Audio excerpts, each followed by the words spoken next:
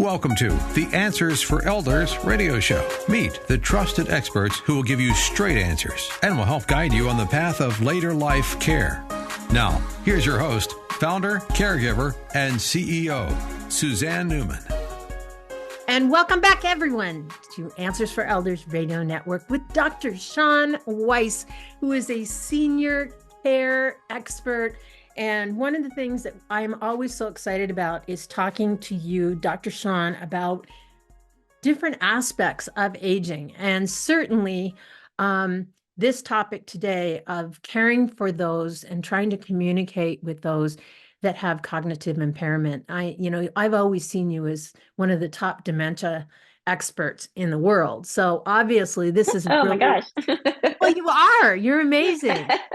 So I want to talk a little bit about, before we get into the nitty gritty, you talked a little bit about safety. You talked a little bit about the perception of someone that has cognitive impairment. How important is the environment that they live in to be supportive or non-supportive a factor? It's incredibly important. And whether or not you are living in a senior community, maybe you have your apartment there, or you're living in independent living, or maybe you're in your own home, or maybe you've moved in with one of your family members. How that environment is structured, it really does, determine whether the day is going to be successful, right? I mean, you really do want, especially as your symptoms of cognitive impairment progress and things might get a little bit more difficult, you really want to set up an environment that's peaceful, right? You want to eliminate distractions. You want to keep the noise levels lower. Something that's big right now is, when I talk to some patients and their families, that they're using diffusers. So they're diffusing essential oil in the rooms during the day. That's a good idea. Like what lavender are the is a wonderful one. What are the best types of essential oils to use in that? Lavender is probably the most popular one that I've heard, just because it is a soothing and it has a relaxation effect. I put lavender in my bath, right? I've diffused lavender in my bedroom because it is calming. It has a calming effect. So that's a really good thing to do. And if you know that you spend a lot of time in the living room, or that's kind of where your time is, and then at sleep time. So those two spots are really popular to diffuse some things. Nothing that's, stimulating, right? Some people, I've heard eucalyptus, but more often than not, it is like the lavenders and the vanillas, the things that are calming, can kind of set the stage for the day. It can diffuse any irritation or agitation. So that's super important. Things that are peaceful. You want, like I said, you don't want a hustle and bustle type of environment all of the time, because it can get really agitating for somebody who's cognitively impaired. They get confused, they'll get frustrated, they might act out, and you might see more behavioral issues simply because of how the environment is. What's the lighting like? And I will say really quick about lighting is all the studies show, especially since COVID, that those who live in senior communities typically do not get outside enough, right? So you do want exposure to light. So I'm not saying I want you to have a dark room. In fact, when you're up in the mornings, you should let in natural light so that our circadian rhythms are exactly what they need to be, right? So exposure to excessive bright light all of the time, even at night, setting those lights lower at dinner time, after dinner time, that does create and set up the environment. So you do want light, but you don't want excessive like fluorescent lights and things like that. Those are some, useful suggestions.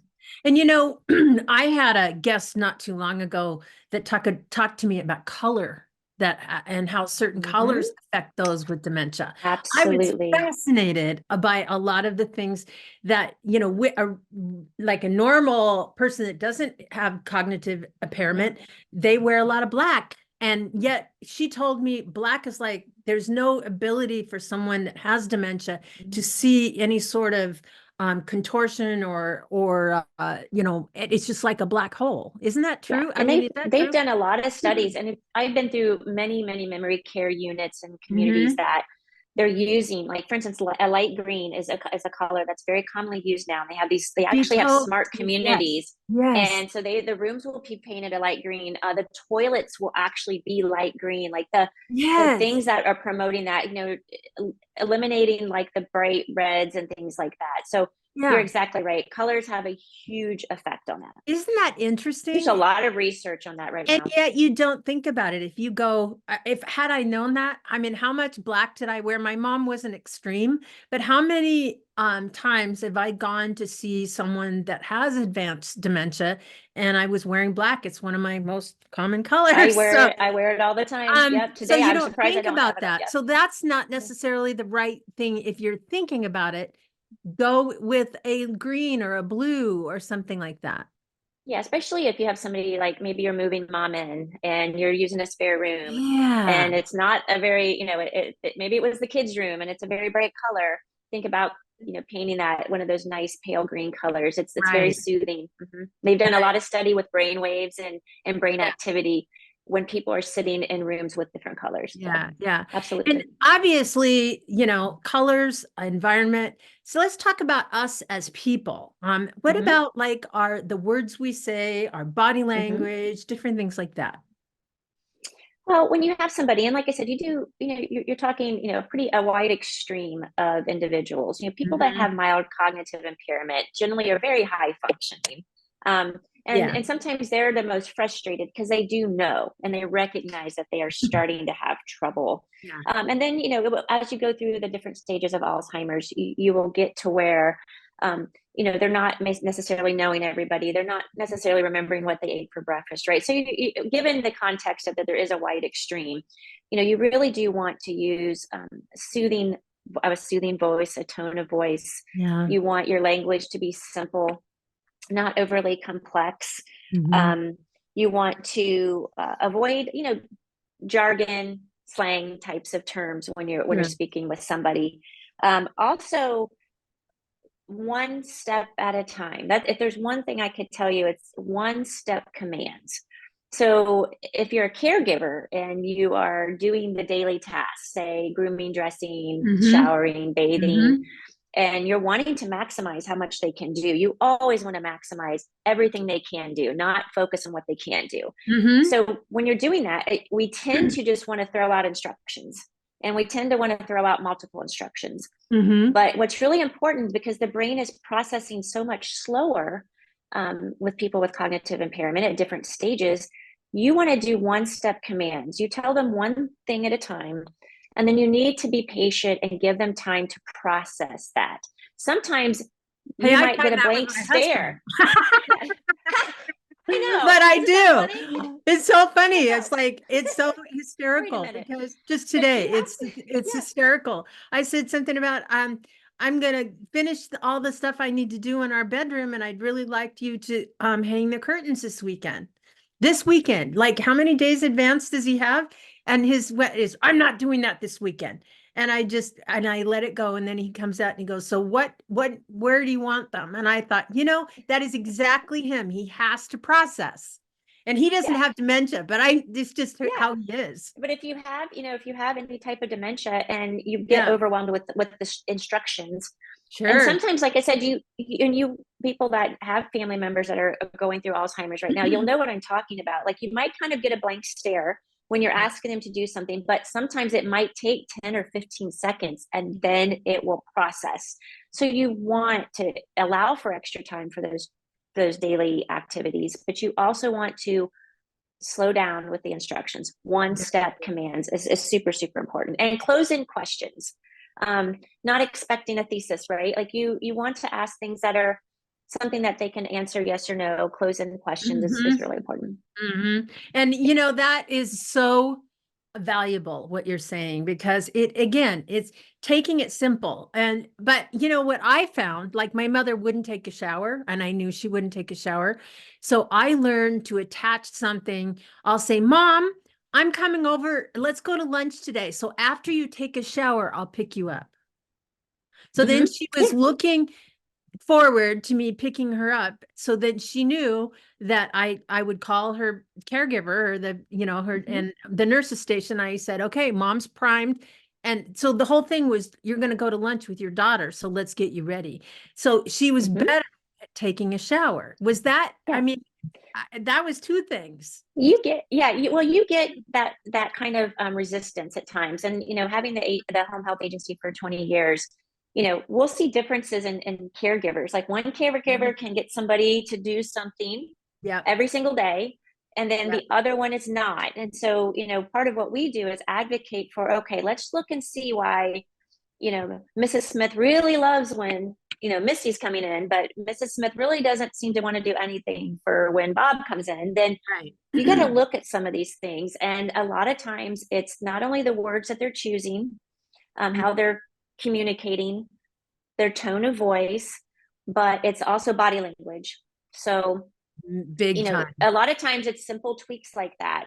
A lot of times we don't ask, do you want to take a shower? Because if they say no, and I'm a caregiver and I got to go get somebody else a shower, I'm going to go, oh, okay, they refused a shower.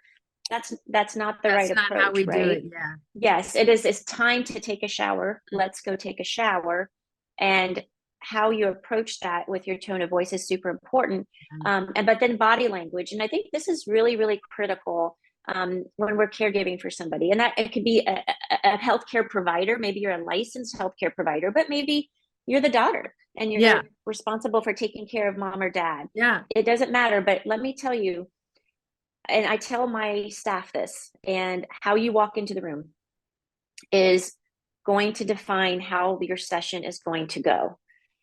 When you are busy, and again, caregivers are extremely busy people, even if you're not a healthcare provider. If you're a healthcare provider and you are taking care of several people on a day and you are behind and you just drove to Mrs. Smith's house in the assisted living community, and you're in a hurry, and you're walking in and you're in a hurry, they know it. They know your sense of frustration. They sense your sense of urgency. They do not feel that you're connecting. So how you walk in the room is super critical. You want a warm smile. You want a calm voice. Yes. You don't want to be staccato. You don't want to be like, let's, we got to do this. Let's go do this. And that typically is not a good strategy to start with. So think about taking a deep breath before you come into the room, whether it's the living room, whether it's the bedroom to wake somebody up. Yeah. How are you approaching your loved one, or how are you approaching the person you're responsible for that day? And it will make all of the difference in the world. Not being so rushed. And I'm just going to add to that. If your loved one is in a care facility, whether it's assisted living or anything, you as a family member or as the durable power of attorney have a right to call a care conference as much as you need to. And I don't think oftentimes families know this, that they have the ability to say, I need a progress report on how my loved one is doing. And if your loved one is telling me, like, how often do we say, I don't like this and I don't like that? And then we find out, well, she took this was totally different. The results were different. So the point is, I think it's for both sides to understand the full picture, is to have, take advantage of care conferences. That's where you find the most valuable information, because you might have multiple caregivers, and then you will find out who's having success, and maybe who's not. Yeah. And, I remember my mother would say, oh, I just love so-and-so. And I would say that, my mom just loves, Stephanie. She loves Find out why. What is it about Stephanie? And then that was interesting. And so they go, wow, I'll put that in her notes to make sure that Stephanie goes and visits her more often. And that was the piece I think that was really important to me. And it's an amazing support for that adult child that wants to find out what it is about Stephanie. Yeah. How is Stephanie approaching what she does? How is she doing her role, right? Exactly. So anyway, Shawn and I, we're going to be back in the next segment, and we're going to talk about listening and observing. And we'll be right back right after this.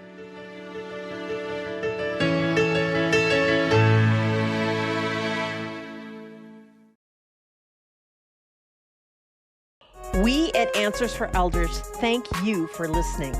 Did you know that you can discover hundreds of podcasts in our library on senior care? So visit our website and discover our decision guides that will help you also navigate decision making. Find us at answersforelders.com.